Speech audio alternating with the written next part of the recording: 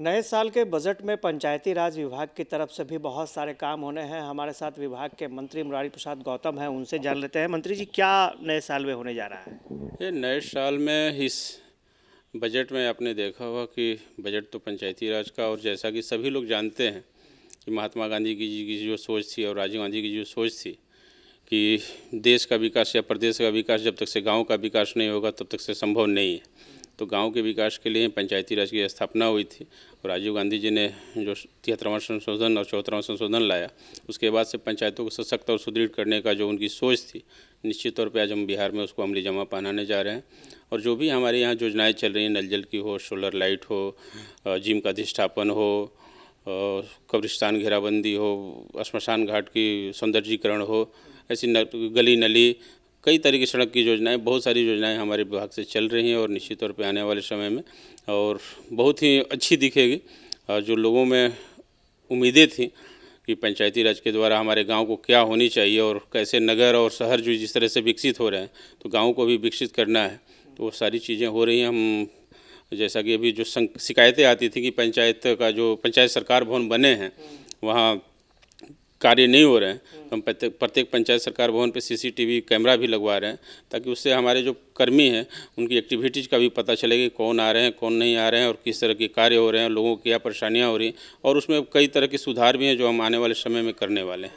एक चीज़ और जानकारी मिल रही थी कि जो नल जल की प्रक्रिया थी, जो नल जल लगाया गया था, गुणवत्ता में बहुत शिकायत आ रही थी, तो शायद आप लोग इसमें कुछ और सुधार करने जा रहे हैं। नल जल की गुणवत्ता की जहाँ तक देखी जाए तो कहीं वैसी जहाँ भी शिकायतें हो रही हैं, हम लोगों ने दीर्घकालीन अनुरक्षण नीति बनाया है कि जहाँ भी उस तरह की समस्याएं हैं, बहुत जगह है कि पाइपलाइन बिछ गए हैं, ऐसी जो शिकायतें आती थी कि पाइपलाइन बिछा हुआ है और जल उनको नहीं, नल में जल नहीं आ पा रही है, तो उसके लिए हम लोगों ने दीर्घकालीन अनुरक्षण नीति बनाई है और निश्चित तौर पे गुणवत्ता की भी, अगर पानी की गुणवत्ता भी जहाँ कमी है, उन सबों पर भी हम लोग सुधार कर रहे हैं।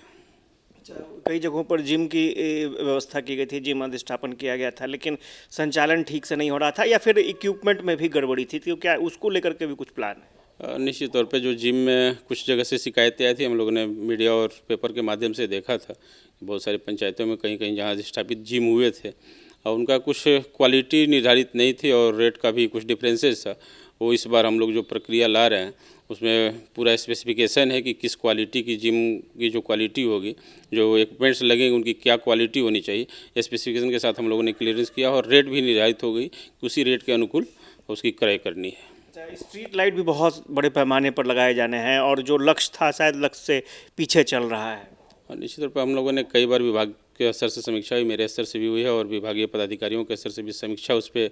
कई बार हुई है। कुछ जो एजेंसियां जो चयनित थी ब्रेडा के द्वारा कुछ लापरवाही बरत रहे हैं, निश्चित तौर पे उनको मैं पुनः फिर सेशन बाद उनकी समीक्षा कर रहा हूँ और जैसे ही उनमें जो एजेंसियाँ कमी किए हैं, जो कि हमारे मार्च तक जो अधिष्ठापन का हमारा जो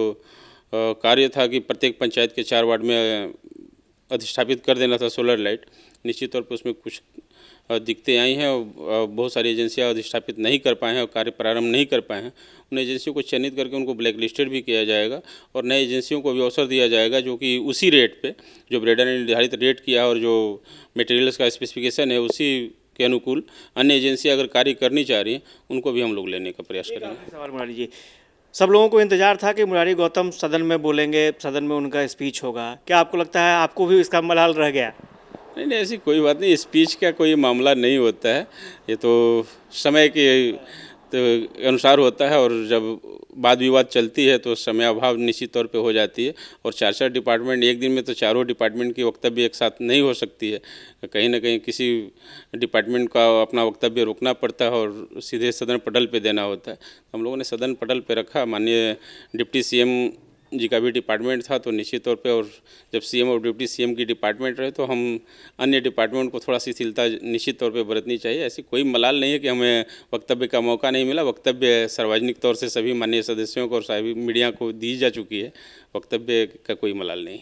मुरारी गौतम थे और बता रहे थे कि पंचायती राज विभाग में किस तरह की योजनाएं हैं और आगे किस स्तर पर काम होना है। स्वाभाविक तौर पर पंचायती राज विभाग एक बड़ा विभाग है और इसके ज़रिए पंचायतों तक योजनाओं का लाभ पहुंचाना है और सरकार के लिए ये बहुत ही चुनौतीपूर्ण विभाग भी माना जाता है।